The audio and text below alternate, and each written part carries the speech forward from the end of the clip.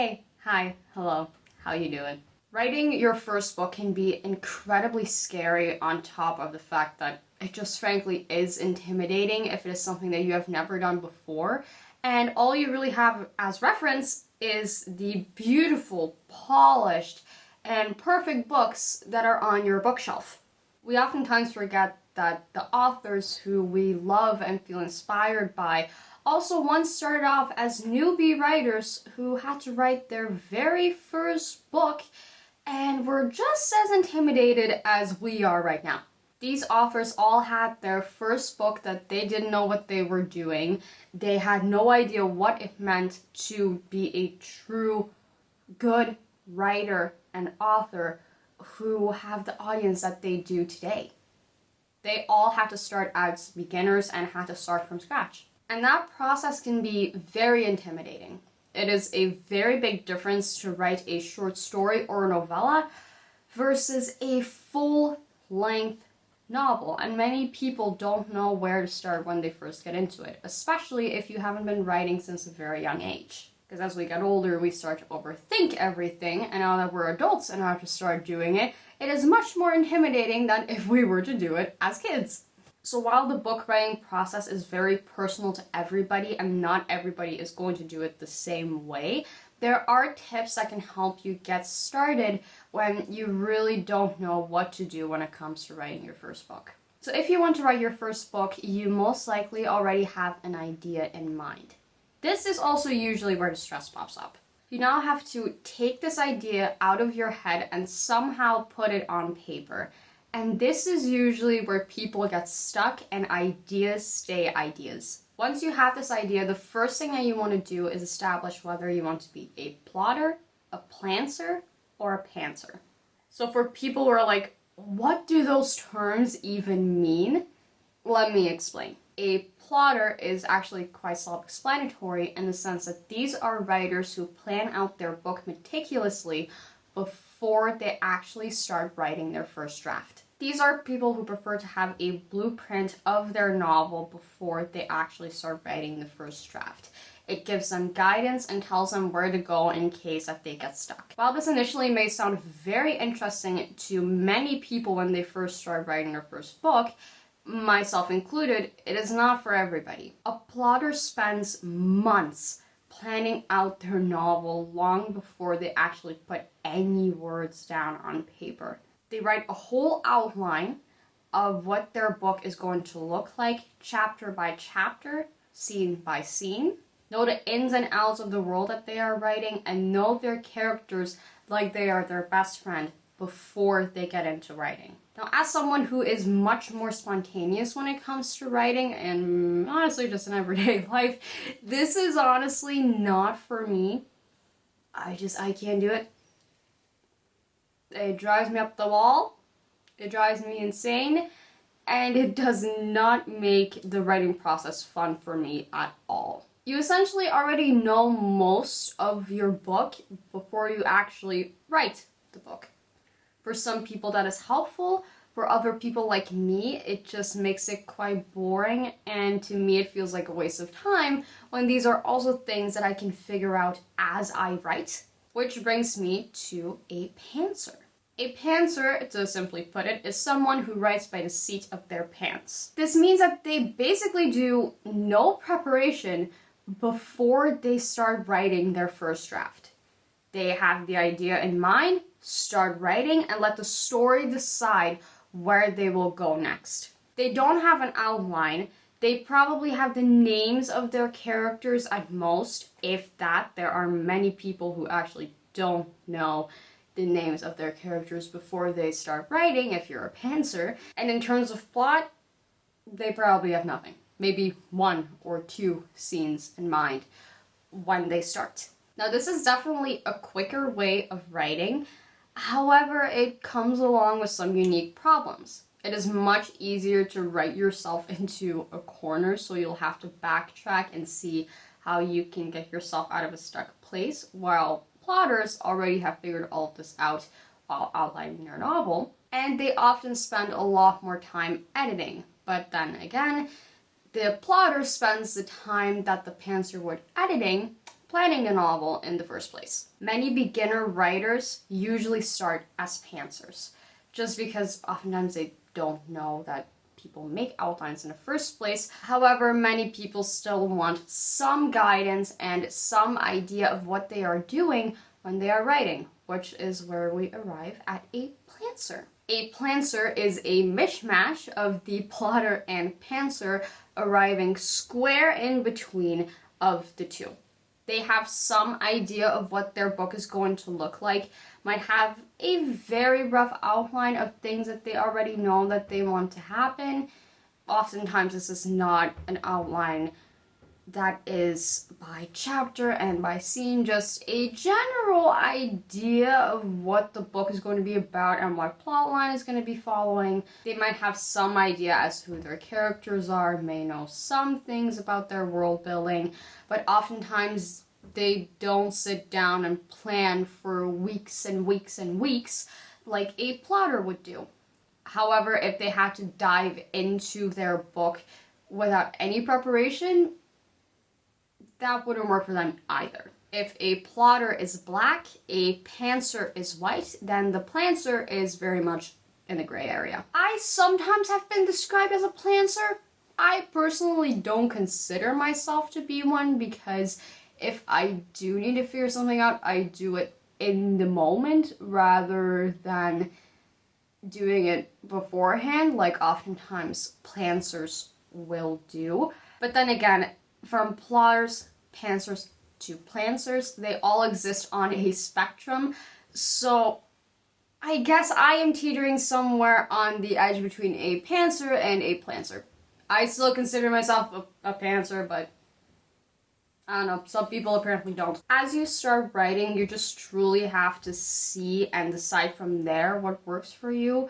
You can try to be a plotter, see if it is something that you like, and if it does, you can stick to it. If it's not something that you like, you can just shoot it out the window. Try to be a pantser, or just try to do some less planning than you were doing before, but it really is gonna come down to trial and error when it comes to finding out which three of these you are. It's not as easy as just thinking about it and deciding which one you're going to be, because in practice it's a lot different than in theory. The second thing that you will want to do and take great importance to when you're writing is to do your research. When you're a beginner writer, you have never written a book before, research is your number one friend.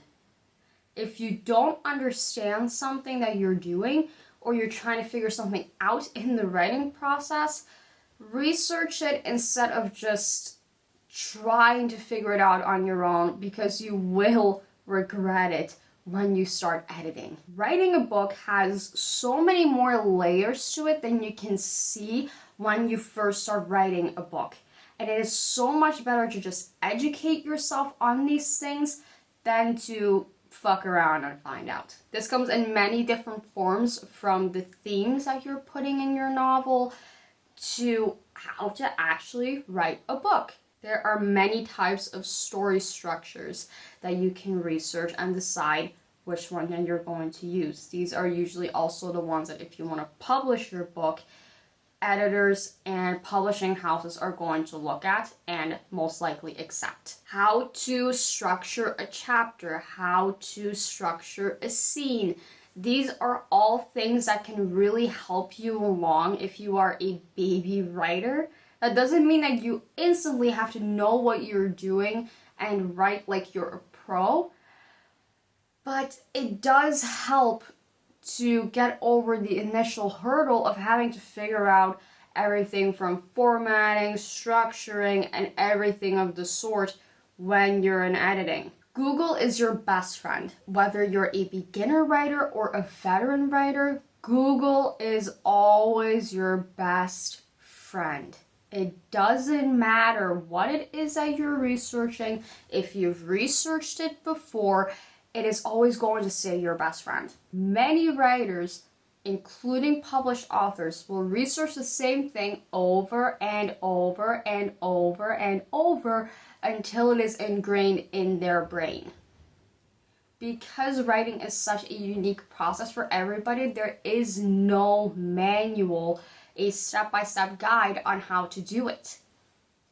Because of that, you're constantly want to get new perspectives and new ways of doing things that maybe you hadn't thought of before, because your old method all of a sudden doesn't work for this project or this part of the book that you've been using so far. It's completely normal. It doesn't mean that you're doing anything wrong. But the number one way to jinx yourself while you're writing a book is to be scared to do research. You're going to shoot yourself in the foot. You're going to make things harder on yourself.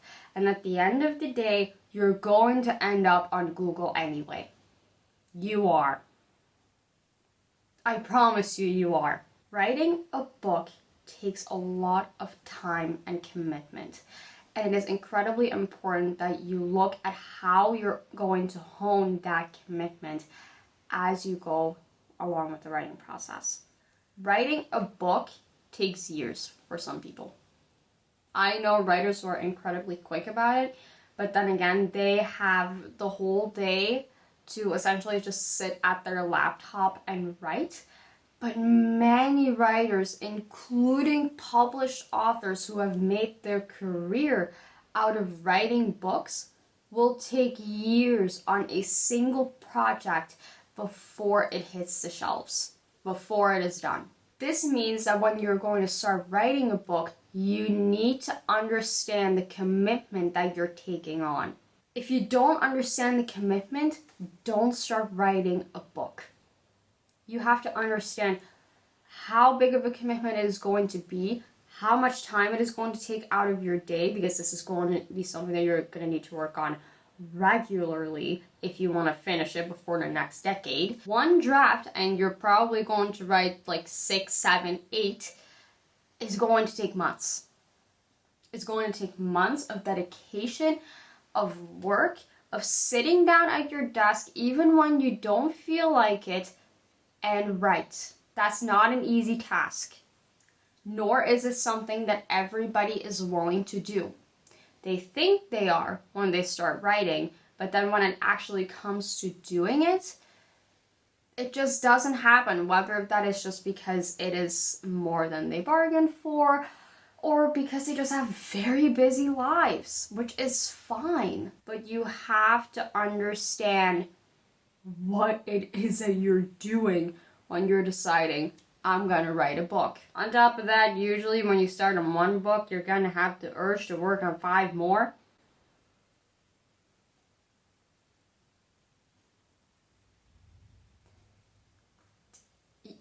Yeah, make sure you know what you're doing. So make a plan for yourself how you're going to stay committed to writing this story, editing the story, and seeing it through until the very end.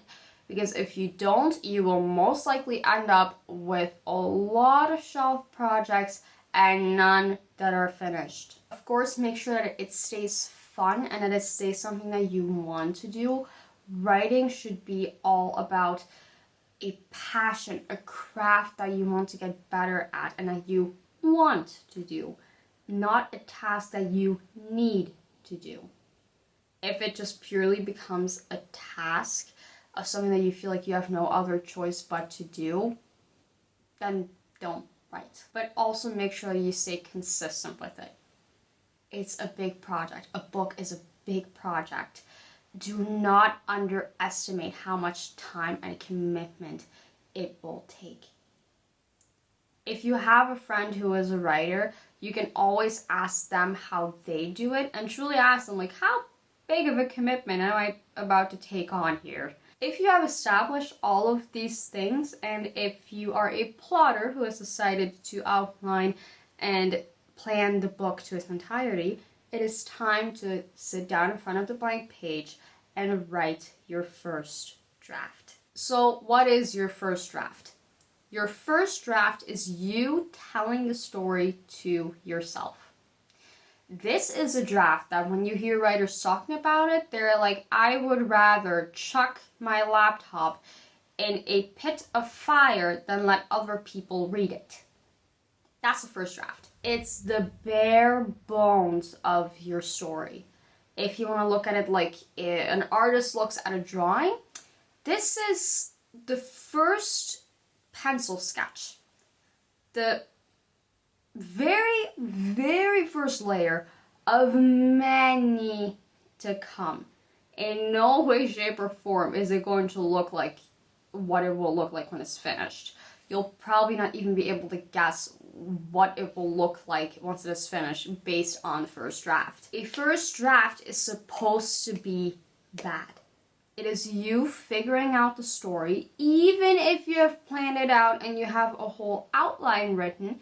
It is you figuring out the story for what it truly is. You're going to open your manuscript to work on it, probably make a cringy face and think, oh god, this is so bad, what am I doing? It is going to have plot holes, abandoned plot lines, flat characters, be extremely overwritten or underwritten.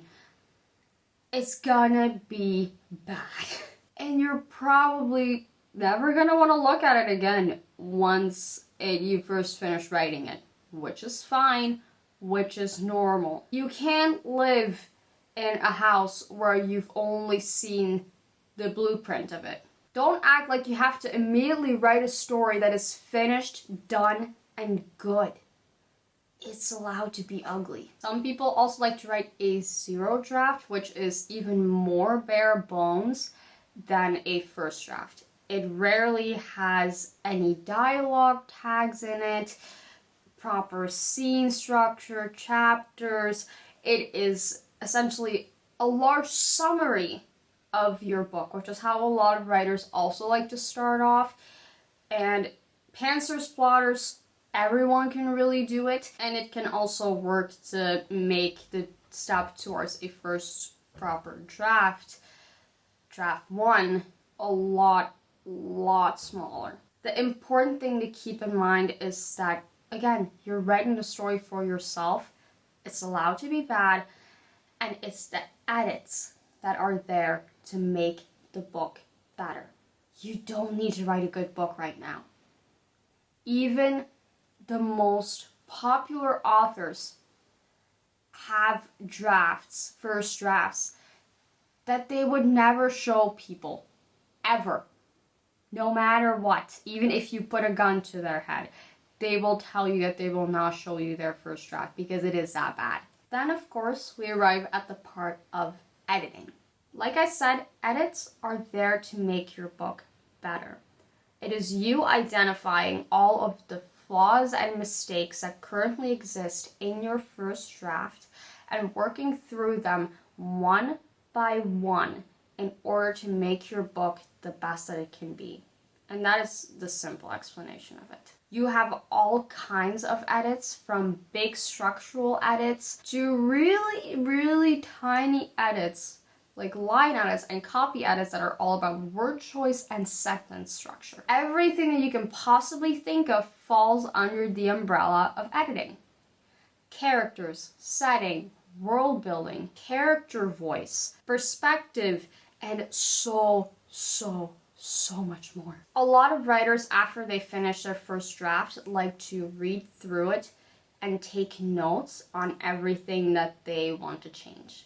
Some writers read their book after every draft. I personally don't do this, mainly because I genuinely have the memory of a goldfish. And after they read their first draft, they go in and do the edits based on the notes that they have made. Most writers tend to do this in multiple drafts. This is everything from draft 2 to whenever the book is finished.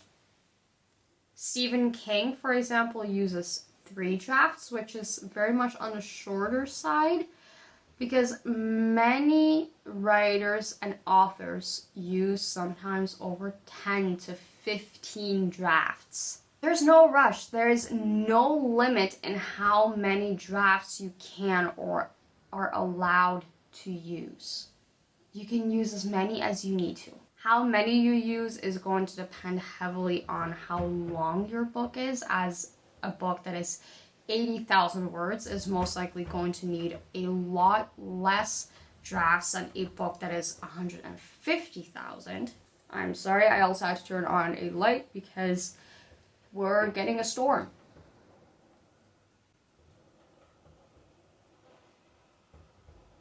My apologies if you can hear anything in the background. Oh my god. Okay, we're just gonna continue and act like that is not... Many writers use more drafts than they're willing to admit when it comes to writing a book.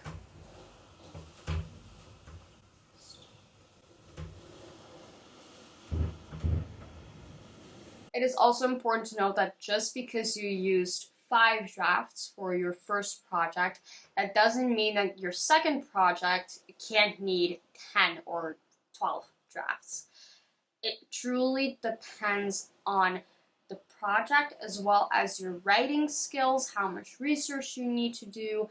Is it a fantasy novel or a contemporary novel? Because there's also a huge difference between genres and how much editing they need, as having to build a whole world from scratch and editing that whole world on top of everything else is going to take a lot more time, a lot more drafts than a contemporary novel might, where you're familiar with the world and the setting that you're writing.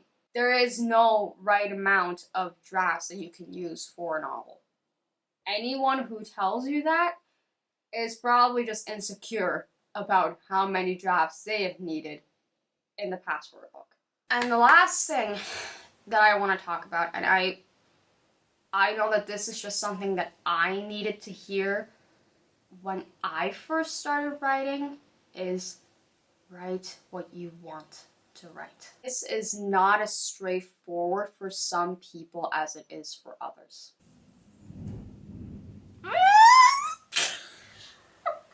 With writing, there is so much pressure that comes at you from all sides, from the people around you, friends and family, to the internet. TikTok and Instagram constantly talk about what are real books and what are not real books and what should you be writing, and here are all the most trending things that people are looking after. And while to some degree that can definitely help you shape your book, it should never ever be a guide to what you should and should not write. And that is what a lot of people think that writing has turned into. I came across a post on Reddit just a few weeks ago of someone saying that they were writing this blog, but no one was reading it, so should they just give up on what it is that they want to write in favor of something that they wouldn't enjoy writing, but that would at least attract an audience? That to me is incredibly sad. Writing is a craft that is for you. If you want to publish your book, yeah, sure, it will also be for your audience. But at the end of the day, when you sit down at your desk and you work on your book or your story, it doesn't even have to be a book, it should always be about you. What you want to write, the story that you feel is important to tell, and nothing or no one should deter you from writing what it is that you want to write about. It doesn't matter what the trends are, it doesn't matter what TikTok says, it doesn't matter what the person on Instagram commented under your post about the genre that you're writing.